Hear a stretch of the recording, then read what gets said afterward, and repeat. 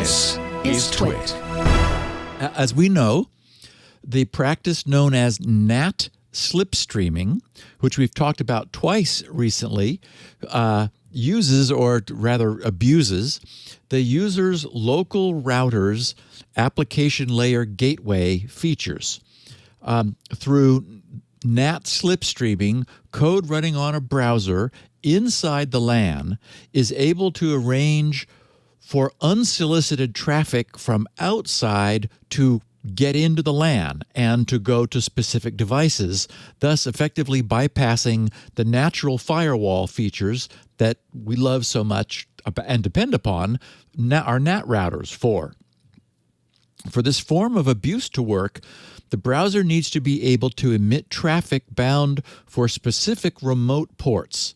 So browsers have been fighting back, thus our two previous mentions of this, by preventing outbound connections to specific abuse-prone ports, which NAT routers may be monitoring for application layer traffic. Of course, famously, FTP was a big one, where because of the trickiness of the FTP protocol, active FTP, a packet outbound would itself in the packet carry information for the remote server, telling it which port to return its traffic to. So the NAT router, for NAT to work with active FTP, it had to be inspecting the packet's contents, realize that this is FTP, look inside it to see if it's got that port that the remote server is being told to connect back on, because then it needs to proactively open that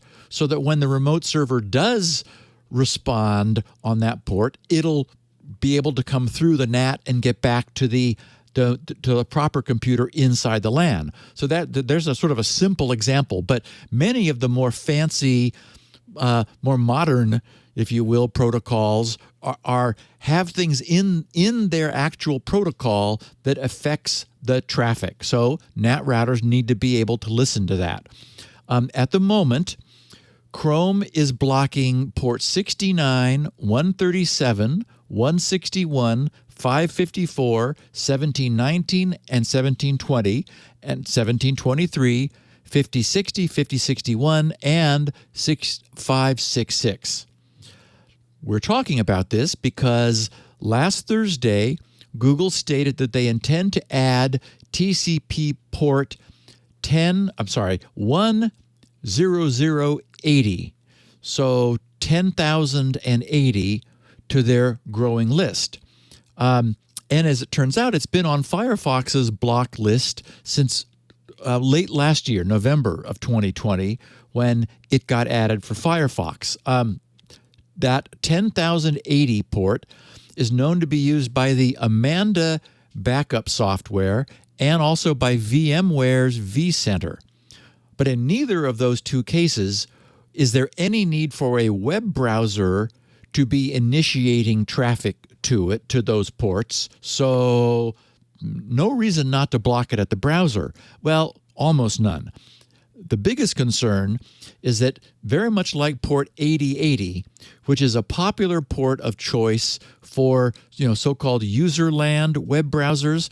We back in the dawn of the podcast, we talked about how in the original Unix implementation of IP networking, ports 1 or 0, depending upon how far down there, technically is a 0, because you could have all the bits, all 10 bits of the port number could be 0. Oh, wait, all 16 bits, sorry. But I was thinking of 10 bits because that's where the kernel access ends. Ports 1 through 1023 are reserved so that only processes running with root privilege are able to open ports, those low-numbered ports. As a consequence, it's not possible for a user to run their own web browser on port 80. Being a user, they don't have that. They don't have access to anything below 1024. So, but port 8080 is often used for that. Well, so is 10,080, just because it had, it's a nice high number that ends in 80, which of course is the historically HTTP. So when I was researching this issue last night, I encountered some instances of problems. There was a posting on Reddit that was titled, "Why Firefox Developer Edition Blocks HTTP on Port 10080 After Update." And this guy wrote, "My current school project uses port 10,080 to run the web application. After the update to Firefox 85B2 dev channel," he said, "I need to set network.security.ports.band.override in order to access my web. What's the reason behind the ban of this port? I'm curious because it's not a standard port. Firefox allowed it before, and it's not used by any widely known applications." He's right on all counts. So, of course, we've talked before about how dicey it can be to ever take back anything once it's been given. The internet, the web, and many of its descendant technologies were originally designed by technologists who placed very few, and in retrospect, too few, limitations on the use of the new toys that they were creating. And look at how cautious, for example, Google was with Chrome's careful, gradual, tiptoeing removal of FTP. They very much wanted to remove it and just not have an FTP client in their browser, but they were also very worried about taking anything away that users might be using and depending upon. So over in the Bugzilla forum, Mozilla's forum, someone posted, "I have a similar problem with this change. I have thousands of CPE," and I'm sure he was referring to customer premise equipment with the standard abbreviation, "with their management port on 10,080. He says, "Of course, not accessible from the internet, but I need to manage them. Is there any option in about:config that will allow me to use port 10,080 again?" And of course, he was referring to this change, which hit him also in Firefox last November. And somebody at Mozilla replied saying, "Sorry for the inconvenience this is causing." They had a 3-bullet point instruction. Go to about:config. Create a new pref of type string with the name network.security.ports.band.override. And first of all, I didn't even know you could do that. I thought like all of the preferences were built in, and you search for a piece of one in the search bar, and then you get them. But when I went and looked, it's like, oh, sure enough, there's a plus sign over on the right. You can create your own. So cool. Anyway, and the third instruction is add the required ports as the preference value. He says you can also add multiple as a comma-separated list of ranges, or list or as ranges. So, and he says the change does not require a restart. So we should point out you can create your own, but it might not do anything. Yeah, exactly. If you say, wave.hi.to.mom, it's not going to do anything. Yeah. Clearly, Mozilla's code does check to see if such a preference exists. And if you could like maybe discover a cookie that nobody knew was in there, right? Yeah, I bet there's a lot of stuff in there. Yeah. Who knows? Don't spend your time. No. So, as far as Chrome's decision goes, their developer, Adam Rice, noted of port 10,080. He said, it is an attractive port for HTTP because it ends in 80 and does not require root privileges to bind on Unix systems. To allow developers to continue using the port, he said that they'll be adding an enterprise policy that developers can use to override the block. Once Chrome's change is in place, that will happen at some point. I didn't see any version number, but imminently, users will receive an error unsafe port message whenever Chrome attempts to access remote port 10,080. So the takeaway for our listeners is that it would probably be a good idea to migrate any services you might be hosting on port 10,080, which need to be accessed from web browsers. Move them to, 9,080 or something. 10,081 or, I'm Yes. sure there's plenty of places. There's 65,000 places you can go. So. Exactly. But my question is, and I don't think anybody's answered this, why 10,080? Is there something going on 10,080 that they're trying to prevent? And the reason I ran across those other references was I was asking the same question of the great internet, and I was unable to find an answer. So there's, it is not a widely used port. The only reason it fell under the category of NAT Slipstreaming, so it must be that there somewhere is a router that Google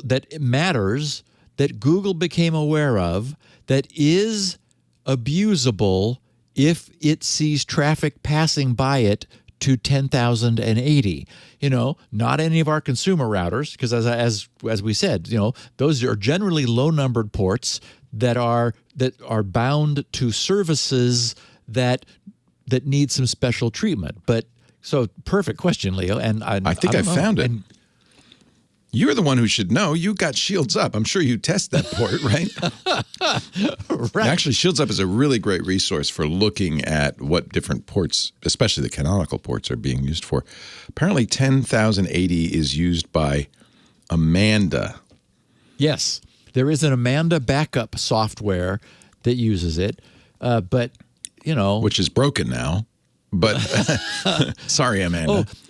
No, because it's not. Is it inbound? That's a very good question. Yeah. And when I was digging around, I came away thinking that browsers didn't need to access that, but maybe that is Amanda's web interface, and Google just said, "Well, sorry," as you said, sorry, Amanda, but this is more important. So, Yeah. and it must be because, even Adam recognizes that there may be some breakage, but there is a command injection privilege escalation exploit, CVE 132.794, for Amanda.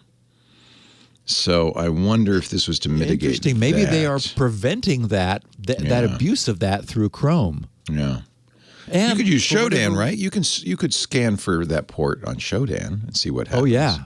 You would find everybody who had it open. Right. And we ought to also note that for some reason Firefox added that. Oh, in fact, it does say Amanda on the Firefox list. Yeah. This is it's a 2019 CVE.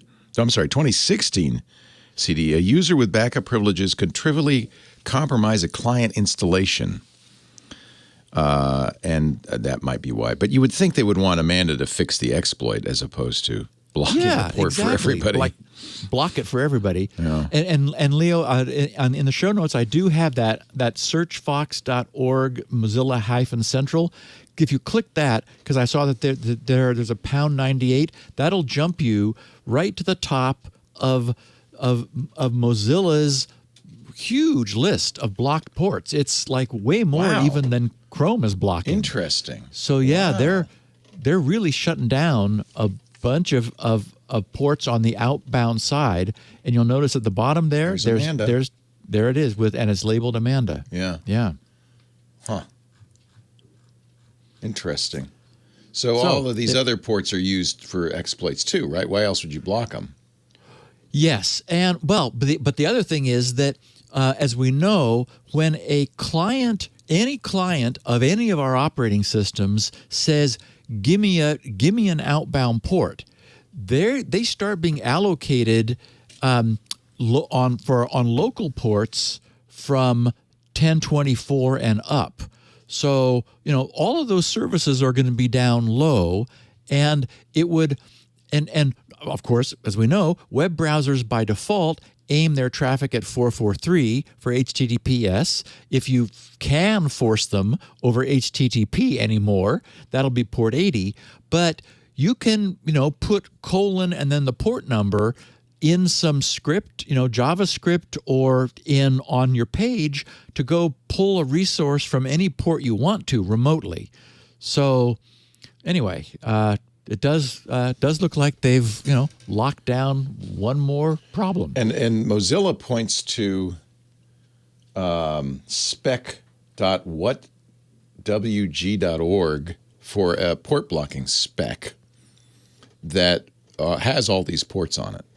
Right. So there's some internet group. It does not have, I noticed, 10,080 on it yet, but there's some group on the internet that's saying these ports should be blocked due to a bad port. I don't know what that all means. Wow. So these are the bad ports. Don't use those. Bad port. No.